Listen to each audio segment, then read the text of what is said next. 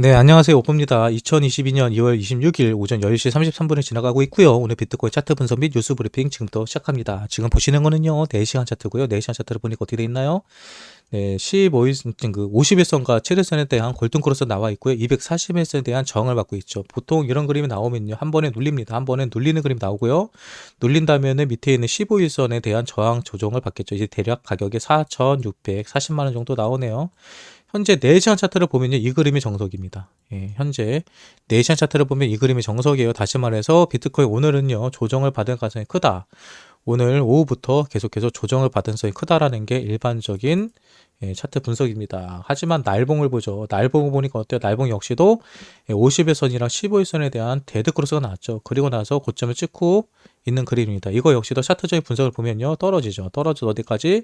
7일선에 대해서 지지를 받는 가격입니다. 지지를 받는다면 대략적으로 4,600만 원에서 4,700 사이, 결론 4,600에서 4,700까지는 비트코인 현재 자리에서 한 3%에서 4% 정도의 조정은 나올 수 있다. 그리고 조정이 나와야 되는 자리다라고 보면 됩니다. 오프님, 그러면 오늘부터 비트코인 하락인가? 아니, 하락이 아니죠. 왜 하락이 아니냐? 이거는 조정이라고 말씀드리죠.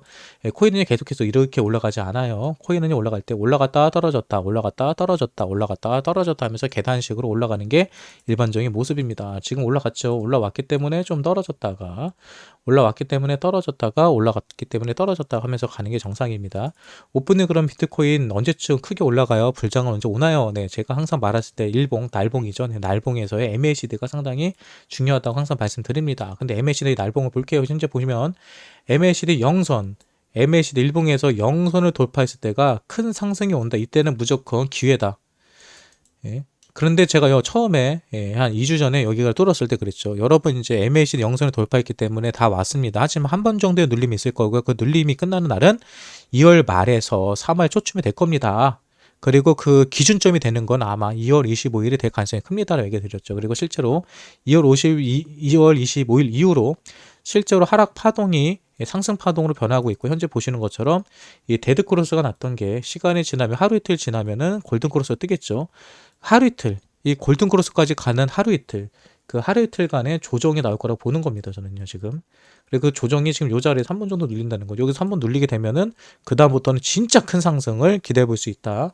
예, 날봉에서 MACD 영선 돌파도 아마 앞으로 2, 3일, 3월 초쯤이면 되지 않을까라는 생각을 합니다. 현재 RSI 역시도 현재 46을 유지하면서 앞으로 큰 상승을 할 수 있는 여력이 있다는 걸 보여주고 있죠. 만약에 조정이 나온다면 RSI 약간 내려올 거예요. 40m 내려왔다가 쌍바닥을 찍어주고 올라가는 그림을 예상해 볼 수 있습니다. 네, 지금 제가 하는 얘기를 무슨 얘기인지 이해를 하고 계신다. 그러면 차트 공부 그동안 열심히 하신 거고요.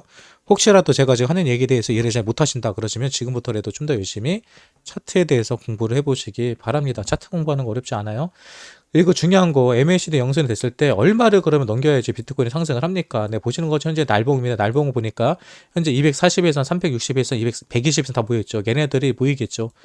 모이는 자리, 이 자리가 엄청나게 큰 저항자리가 되겠죠. 저항자리는 정확하게 지금 자리를 보면요, 5,800 정도까지 보이는 일봉상으로는 대충 5,700 정도, 5,700에서 800, 그러니까 결국은 6천만 원 정도 되는 거예요. 6천만 원 정도가 됐을 때가 가장 강력한 저항자리다라고 보는 거고요. 여기까지 가기 위해서는 1차적인 저항자가 이 자리죠. 이 자리가 보면 보통 4,900입니다. 자, 그럼 간단히 말씀드릴게요. 비트코인은 4,900을 넘긴다. 그러면은 또 한 번의 기계, 여기까지 두 번의 저항자리가 있습니다. 지금 저항자리 다 왔고요. 지금 자리를 뚫으면은 5,800을 뚫을 거고요. 5,800을 뚫지 못하면 한번 다시 한번 4,800까지 조정을 받을 거고, 그리고 나서 큰 상승, 이렇게 가는 건 무슨 상승이라고 한다? 바로 우리가 말하는 얼려도 파동의 근거한 상승 파동이 됩니다. 그래서 지금 자리, 뭐 제가 봤을 때 하루 이틀 정도 조정을 받을 수 있겠지만, 하루 정도 조정을 받을 수 있겠지만, 그게 올라가면요, 요 라인 뚫고 요 자리까지도 갈 수 있는 그림이 나온다. 이 자리는 5,800, 5,700 요 자리가 나올 것 같습니다. 이거 말하는 거는요, 여기까지 가는 게 오늘 내일 간다는 소리가 아니고 3월 중순 봅니다. 3월 중순 정도 보면은 6천만 원 근처에 돌지 않을까. 일주일에서 2주일 정도를 좀 더 여유 있게 보시면 될 것 같아요. 네, 그럼 오늘 어떤 뉴스들이 있었는지 뉴스도 함께 보도록 하겠습니다. 네, 어떤 뉴스들이 있을까요? 네, 일본 거래소 그룹이 암호화폐에 3.6억 엔을 투자했다고 합니다. 예. 최근에 코인 시장 하면은 일본이 많이 배제되어 있는 느낌이 있어요. 하지만 일본은요, 비트코인 강국입니다. 네, 실제적으로 비트코인을 초창기부터 많이 투자를 해왔고요. 비트코인 투자하고 있는 많은 투자자들이 있습니다. 근데 현재 상당히 조용한 거죠. 비트코인 누가 만들었다고 하죠? 나카모토 사토시. 그 이름에도 일본 사람 이름이죠. 그 정도로 일본 사람들이 비트코인 암호화폐 초창기부터 투자를 많이 했고요. 실제로 많은 자금들이 들어가 있습니다. 근데 일본 같은 경우는 정부에서 규제가 좀 강하게 들어가거든요. 그래서 이 시장을 키우지 못했는데 슬슬 일본 자금들이 시장으로 유입되는 것을 확인해 볼 수 있다. 미 SEC 발키리 비트코인 선물 ETF 승인 결정 기한 연기. 네, 발키리에서는 이미 선물 ETF가 승인되어 있거든요. 근데 별도의 또 다른 상품을 상장시키려고 하는 건데, 제가 봤을 때는 이거 선물이 아니라 현물 아닐까요? 이거 약간 오탄한 것 같기도 한데, 아무튼 선물은 이미 발키리 상장되어 있습니다.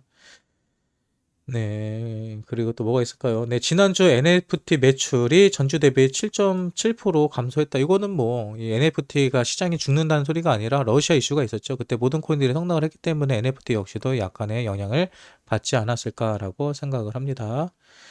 네, 또 어떤 뉴스들이 있을까요? 네, 미 재무부, 러시아 푸틴 외무, 국방부 장관 등 직접 제재하겠다. 푸틴에 대해서 이제 국제적인 제재를 하겠다는 얘기죠. 네, 근데 이게 재밌죠. 경제 제재를 하는 것도 한계가 있다고 계속 얘기하죠. 경제 제재를 하는 한계가 있는 이유는 뭐예요? 바로 비트코인 암호화폐 때문에 그럽니다. 경제 제재를 해서 결제 수단에서 막아버려도요. 어차피 러시아는 비트코인 강국이죠. 전 세계에서 거의 20% 이상이 되는 16%, 20% 가까이 되는 채굴량도 가지고 있고요. 비트코인 물량도 들고 있는 나라가 러시아입니다. 그리고 전 세계에서 현재 개발되고 있는 대부분의 코인들의 개발자들은 러시아 출신들이에요. 이더리움을 만든 비탈릭 같은 경우도 러시아 출신입니다. 네, 그래서 뭐 러시아 같은 경우는 이번 제재를 할 때 1월 달이었죠. 1월 달에 기존에 러시아 소유로 알고 있던 이더리움 또 비트코인 지갑이 기존보다 3배 이상 물량이 늘었다는 기사가 떴었죠. 전쟁 나기 전에 얘기하는 겁니다. 그런 것을 봤을 때 러시아가 뭔가를 좀 준비하고 있구나라고 얘기를 했는데 아니나 다를까 바로 우크라이나 침공을 해버리네요. 아무튼 이런 연관관계가 있다는 것도 생각해 보시면 될 것 같습니다. 네. 네, 블룸버그 암호화폐 거래소들 대러 제재 대처 방안 모색 중이다. 이게 무슨 얘기냐면은 러시아에서 금융 제재를 하더라도 비트코인을 통해서 암호화폐를 통해서 결례가 되면 문제가 되잖아요. 그래서 각국에 있는 거래소들에서 러시아나 우크라이나 관련된 이 전송이라든지 접속을 차단하겠다는 얘기거든요. 근데 이거 역시도 의미가 없는 게 어차피 회선 돌려가지고 밴을 사용해가지고 무해 통신하면요 어차피 뭐 접속 국가가 러시아가 아니라 미국이나 다른 나라로 돌릴 수 있기 때문에 이것도 그냥 원론적으로는 다 뚫리는 얘기입니다. 큰 의미 없다라고 보시면 될 것 같아요. 네, 또 뭐가 있을까요? 네, 블룸버그 분석가 비트코인 10만 달러 향해 가고 있다. 10만 달러로 한다면 한국 원화 가격으로 1억 2천, 뭐 김프까지 생각하면 1억 3천 정도 되겠죠? 네, 계속 떨어질 때는 뭐 2만 달러, 3만 달러 간다라고 말하던 블룸버그 분석가가요. 이제 또 비트코인 조금 올라가니까 10만 달러 간다고 하고 있습니다. 그러니까 여러분 이런 분석가들이 하는 얘기 있잖아요. 이게 무시하세요. 떨어질 때는 무조건 떨어진다고 하고요. 올라갈 때는 무조건 올라간다고 합니다. 그러니까 저런 분석들은요. 그냥 무시해라. 아무 의미 없다.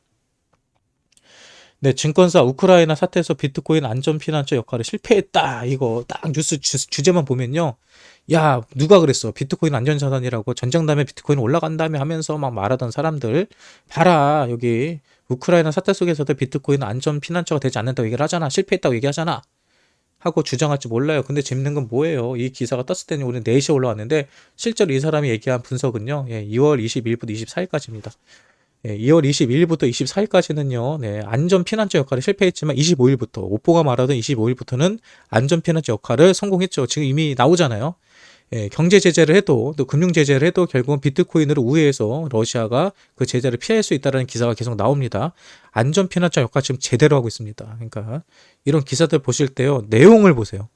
많은 분들이 내용을 봐도 이해를 못하니까 제목만 보고 비트코인에서 나쁜 관점을 볼 수 있는데요. 제발 내용을 보시고 대응하시기 바랍니다. 네, 비트코인 차트 분석 그리고 뉴스 브리핑 이 정도만 봐도 될 것 같아요. 네, 보시는 것처럼 현재 비트코인은요 4,800을 훌쩍 넘겨 있고요. 다시 한번 요 자리 1차적인 목표 가격은 바로 4,800에서 뭐 5,000 사이 이 정도가 여기를 뛰어넘기느냐 마느냐 바로 15일선과 50일선에 대한 이평선을 뚫느냐 마느냐 싸움인 거고요. 제 경험상 현재 데드크로스 나와 있고 이걸 한 번에 뚫기는 어렵습니다. 그래서 하루 정도의 조정은 어쩔 수 없다. 이따가 밥 먹다가 갑자기 비트코인 떨어졌을 때 놀리지 마시고요. 네, 그리고 혹시라도 단타 쳐서 익절 보신 분들은 지금 자리에서 물량은 어느 정도 줄이시는 것도 나쁘지 않습니다. 단타 기준이에요. 현재 많이 물려 계신 분들은요. 어디까지 존버한다. 여기까지는 무조건 우리는 가지고 간다. 이 자리가 6천만 원입니다. 5,700에서 5천, 6천만 원 사이인데 이 라인까지는 들고 가라. 여기까지는 리테스트를 하든 뭐를 하든지 간에 이번 상승장에서 일단 무조건 끌고 올라갈 겁니다. 네, 오늘 토요일이죠. 네, 토요일입니다. 네, 오늘 하루 다들 즐겁게 보내시고요. 네. 계속해서 저는 여러분들과 방송으로 함께 하겠습니다. 네, 지금까지 오프였습니다. 저희 분석과 차트 분석이 여러분들에게 도움이 되셨다면 구독과 좋아요 눌러주시면 됩니다.